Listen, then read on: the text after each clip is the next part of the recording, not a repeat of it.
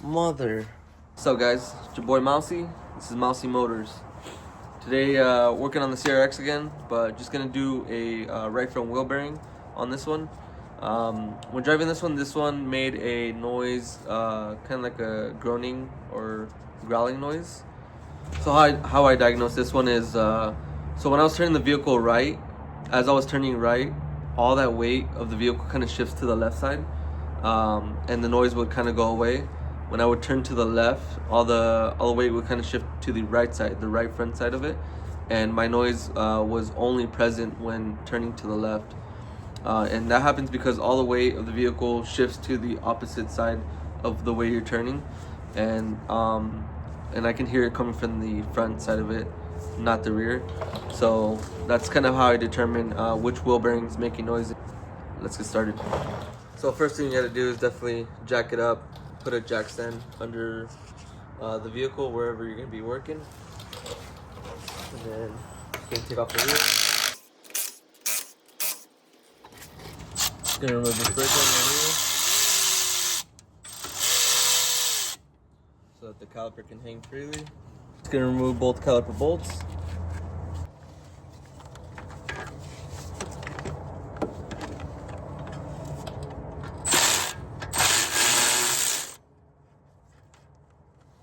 Shout out to Power Tool. Now we can just hang the caliper using one of these hooks right here. The hooks are pretty nice. Got a big set of them on Amazon, so they work pretty good. Yeah. Now we just got to take off this axle nut, and this is pinched right here in this area. So we're gonna have to knock out that pinch, and then we can take the axle nut off.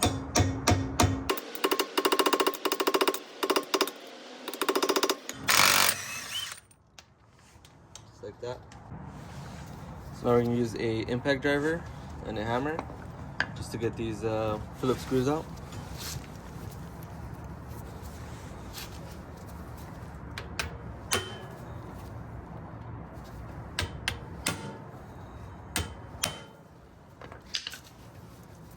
Perfect tool to use so that you don't strip these screws with a regular screwdriver.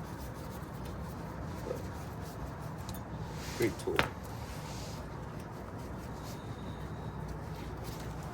Now we can just take off the rotor. 2 10mm nuts or bolts. And then we just got to remove that cotter pin for the upper control arm nut, and then get that popped off. Instead of removing it, I'm just going to cut it. I'm struggling way too much for this little thing.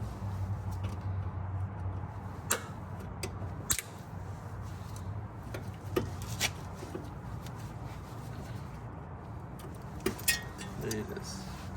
It's out. So now we're gonna remove this bolt, this nut.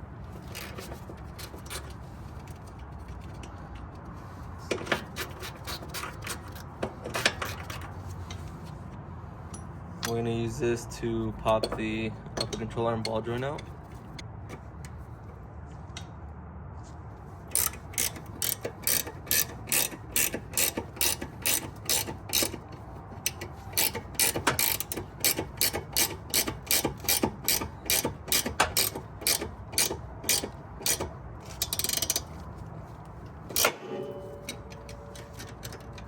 Like that.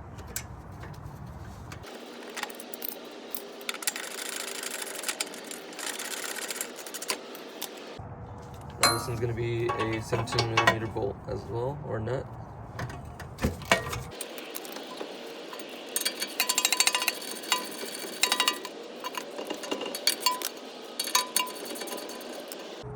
We're just going to be using this ball joint tool again.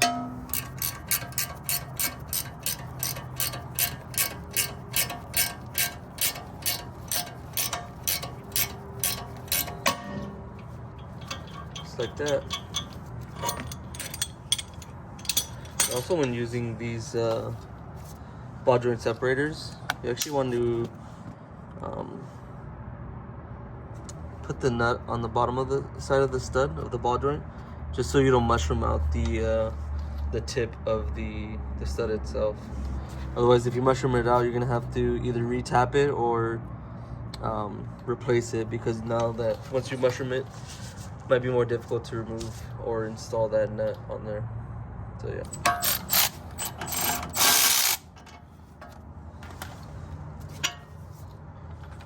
And then before I take the hub off, I'm gonna actually show you what the bearing sounds like without the axle being installed.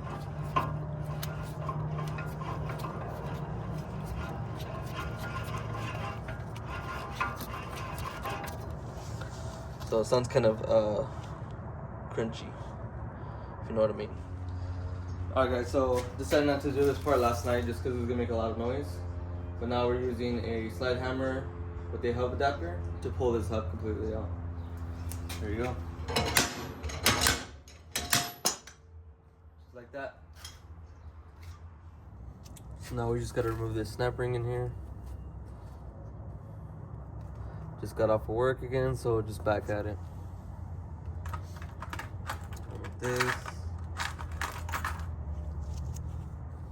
We're just gonna use some snap ring pliers.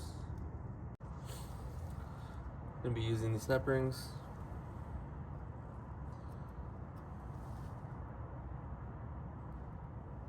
I need a flathead screwdriver.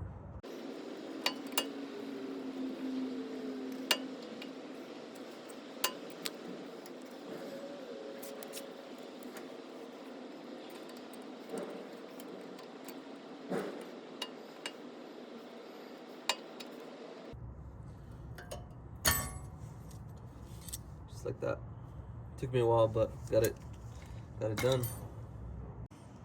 I'm just gonna remove the bottom ball joint, lower control arm ball joint, and then we're just gonna take this whole spindle off together as an assembly.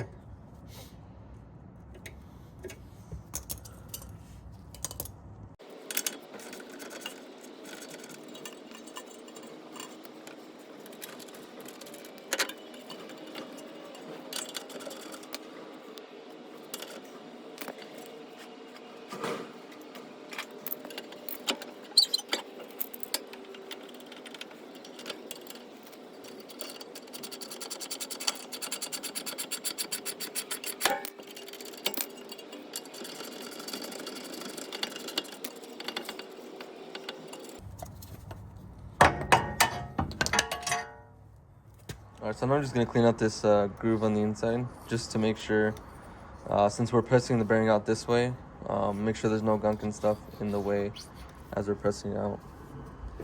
And I'm just going to do this with a 90-degree peg and a rag just to kind of get it nice and clean. Cool. And now I'm just going to mount it in the vise and we'll start pressing this bearing out. Alright, so I got the spindle assembly mounted up in my vise, actually attached to the ear of where the brake caliper mounts to. I found that was probably the best spot that I can mount to, and now this is pretty stable, so ain't going nowhere. And then we'll get to removing that bearing. Alright, so first I'm using one of these tools. This tool can be used to pull out the bearings, install the bearings, and pull off the hubs. I do have all the parts, I just pulled some of them aside. But I read some of the instructions, gonna try to figure this out. So what we need on the front is a kind of a cup to kind of catch the old bearing. So make sure it just goes around the spindle itself, the opening for it, just like that. And then also we're gonna need a small adapter for the backside. This is, I think, the smallest one they have, but this one goes right around the inside of the bearing right here. As I don't have anything else that would go around this area, but we don't want to press this area, we want to press this inside of the bearing, so it's gonna have to be just like that. And I'm just gonna set this up and I'll show you guys.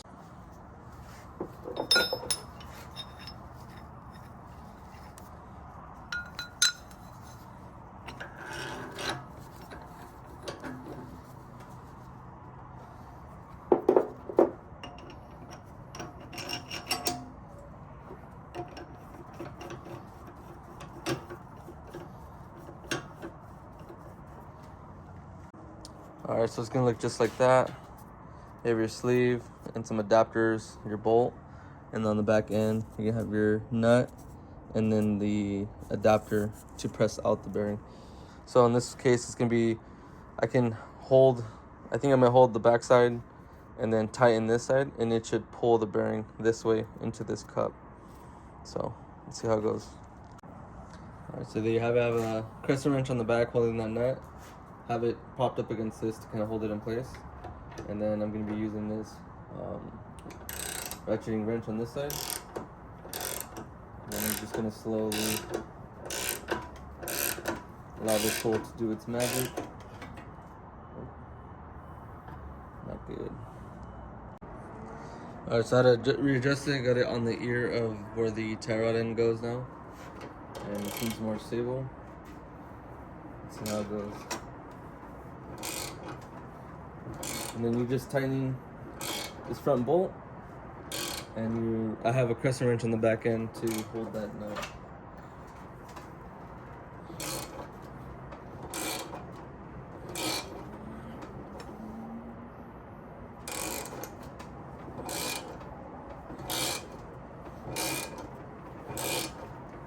Feels like it's coming out.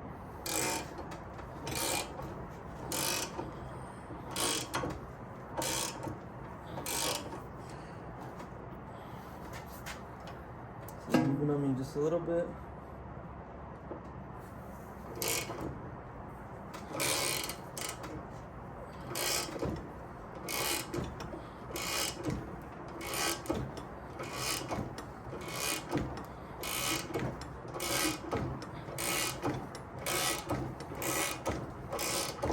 Coming through. Yep.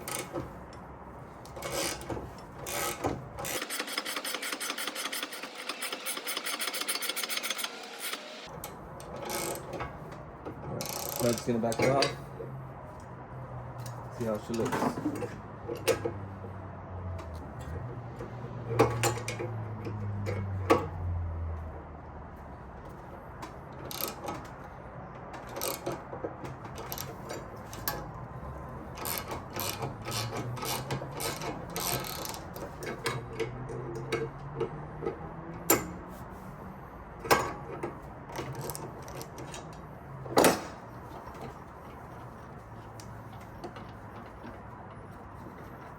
I might need one more cup just because I might have ran out of space.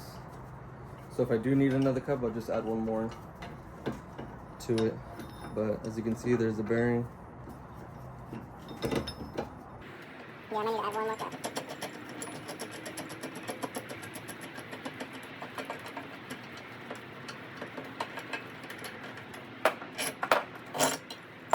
Alright, so we got the bearing out most of the way. I think I did not have these adapters set right. But I believe this one right here, since it's tapered, will go around this end of the knuckle itself, and then this sleeve over, and now we should have enough room to be able to pull this thing out. So I'm just gonna go, oh, maybe not.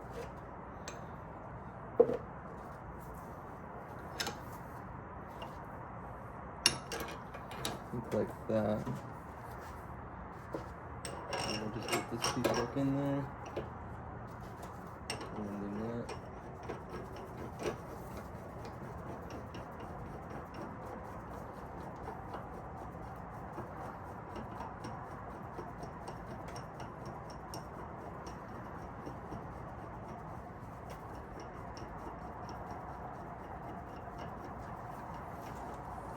I got the tool set up again, so let's see if it works this time. I know we only got a little bit ways to go.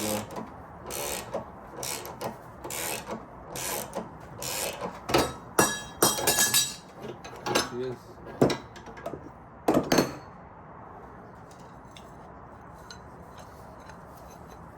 She's in there now, so got it out.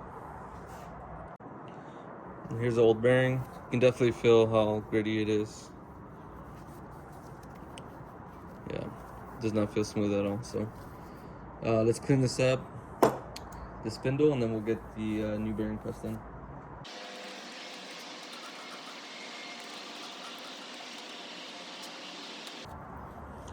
Honestly, too, it's probably not a bad idea to remove this brake dust shield.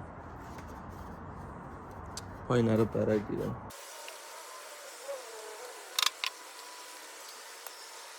Should've done that from the jump. Just gonna use some Scotch-Brite just to kind of clean up the inside a little bit more. Make it a little bit nicer.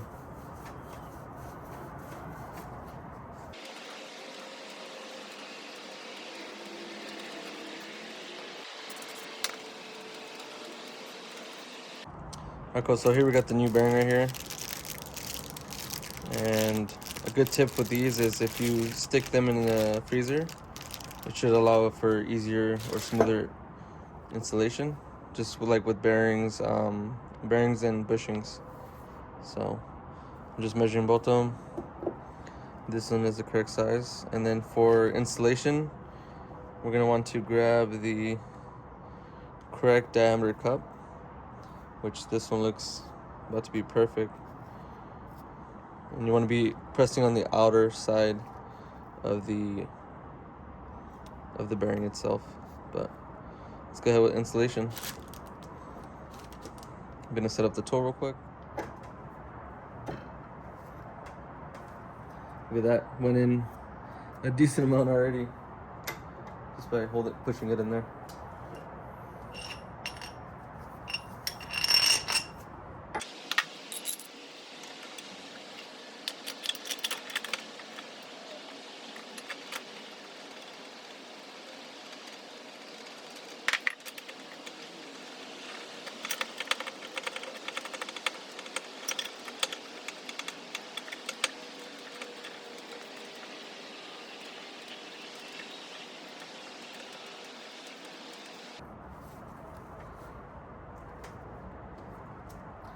Alright, so I got the tool set up to press this new bearing now.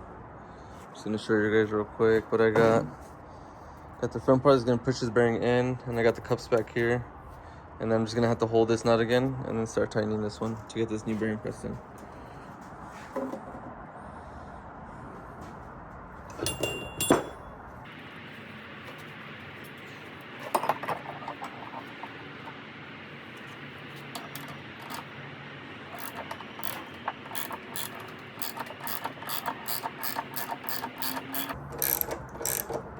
Going in super smooth so far. Looks like it's going in straight as well. You want to make sure it's going in straight, not at an angle. And freezing does really help as it'll shrink the metals. And that's with bearings and bushings, so just a little tip. You can stick it in the freezer overnight, do the repair next day. As long as you give it time to get cold, nice and cold.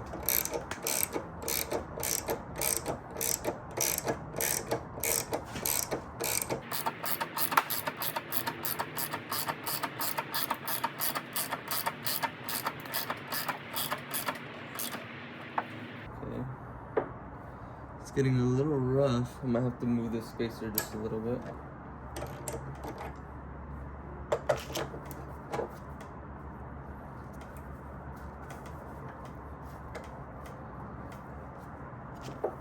Might be better right there.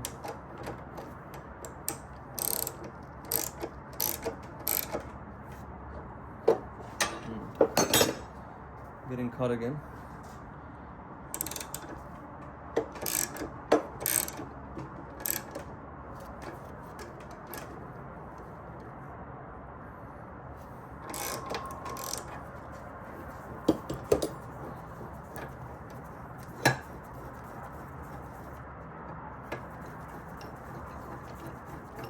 This cup right here might just be just a little bit too big to not get past the knuckle itself, so no big deal. Just gonna swap it out.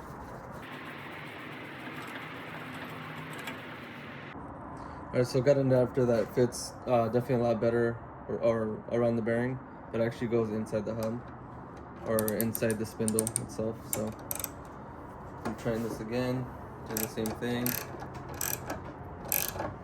And if you feel like it gets rough at all, just stop and take a second, kind of look to see what's going on before you damage the new bearing, because you don't want to do that. So, and we are fully, I believe we're fully seated. So now it got rough again, so we're just gonna take it off and check it out.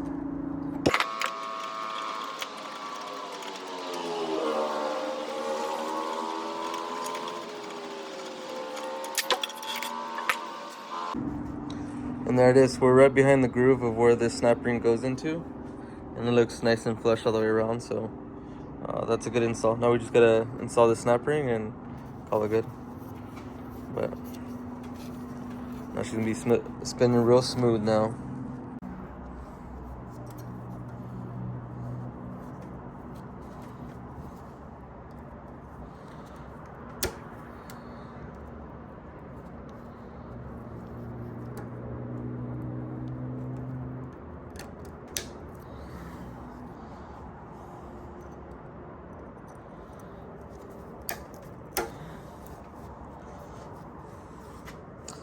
That took too long, but I got the snap ring in now, so that looks good.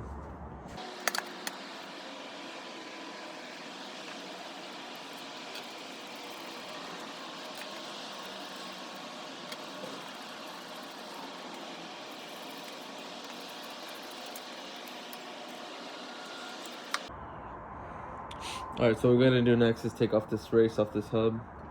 I'm gonna be using this Milwaukee Dremel, and just gonna go at it kind of at an angle, not going too deep to where you kind of cut into the hub itself, but just enough to where we can get a chisel in the crack and kind of break it loose to get it to fall off. But just gonna hit about right there.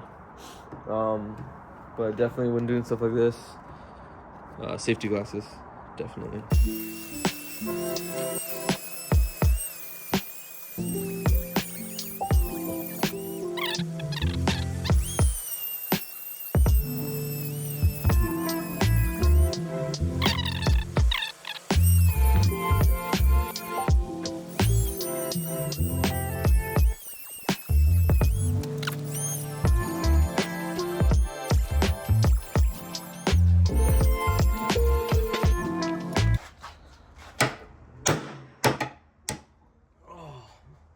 Mother.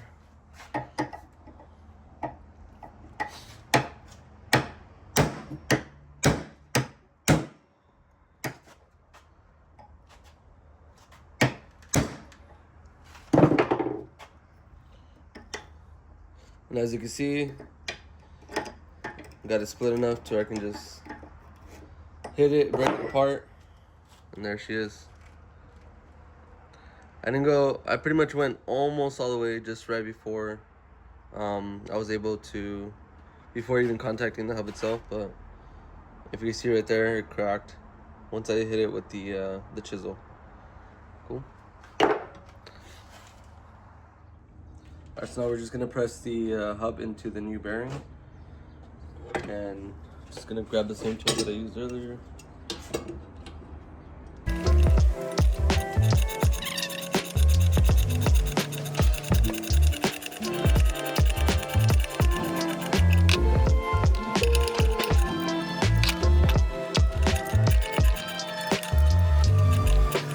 So you just want to go until you kind of bottom out with the hub, making sure this hub is seated nice and flush against the bearing on the inside. Just want to show you guys what adapters I put, but I put on the front of the hub, I put a adapter that's kind of almost the same diameter as this face right here, and then on the back side I put a washer that kind of sits perfectly inside the cup on the rear of the knuckle. Bolt on the back side, not on the front side, and then just pretty much compressing this hub into the knuckle itself. And just so you guys have an idea, that race that gets stuck on the hub is actually this one right here. So as you're pulling the hub assembly out, it'll pull this race with it just because it's pressed in there, and this is what you have to cut off, so part of the bearing. As you can see, we got a nice smooth bearing. Alright, so now we're just gonna reinstall the knuckle, and let me just first guide up the axle.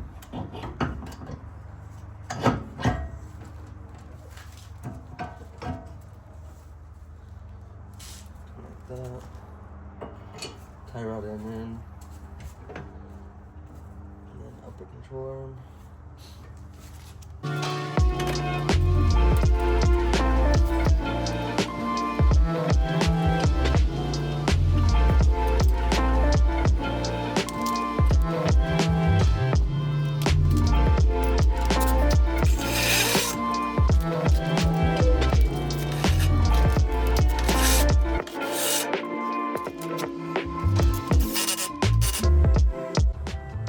So now we're going to install the brake rotor.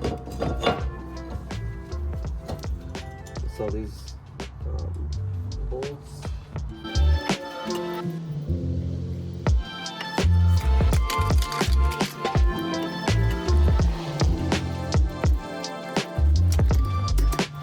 Alright, so now we can go back with the caliper as well.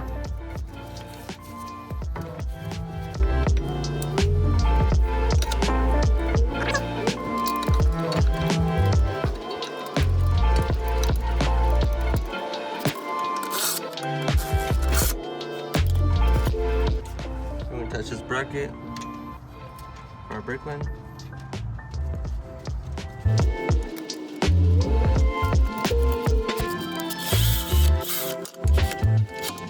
Cool. Now we just got to torque. Alright, so now we're going to torque the upper control arm nut, and this one's going to be 32 foot-pounds. And then so is the tie rod end.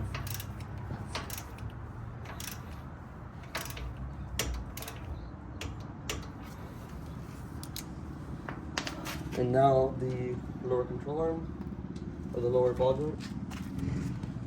And this one's going to be 40 foot-pounds.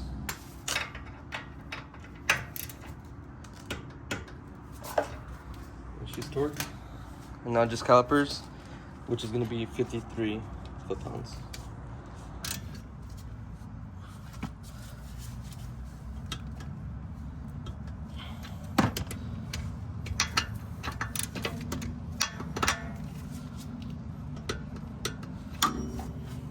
Those are torqued. And last, before we put the wheel on, we gotta install these cotter pins on all those castle nuts that we just put on. And you can buy something like this in assortment, so you have a large amount of them in case you do work on suspension that has spindle nuts, or castle nuts, sorry. And for these cotter pins, you just wanna slide it in the open end. There's gonna be a hole in the stud itself, and then however you prefer to do it, but you can kind of twist this thing up. Everybody does it kind of differently, so, and just like that. And in case the nut backs off, this cotter pin will prevent it from actually falling off the stud itself, so just a safety precaution. What on is this? This is just gonna slide over the castle nut on the upper control arm ball joint.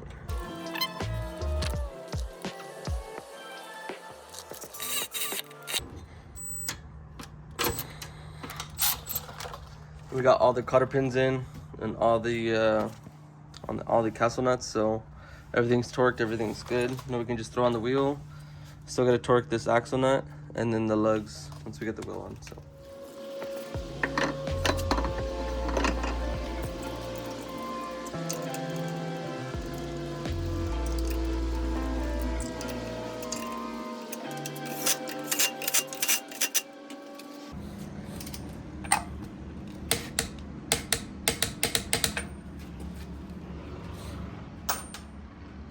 Once you get this torqued, you're supposed to kind of indent this axle nut. You can do it a couple ways. You can put something in the brake rotor, like right here, like a screwdriver or something, to prevent the rotor from spinning, or the hub itself. Or you can put the wheel on, lug nuts on, set it on the ground, torque it, and then lift it up, take the lug nuts off. But whatever way you prefer it. For this, you just got to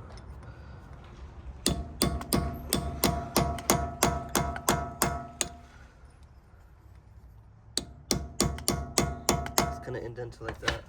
In case it comes loose, this indentation will actually kind of stop it from falling off. Alright, so we're just gonna torque these wheels to 80 foot-pounds.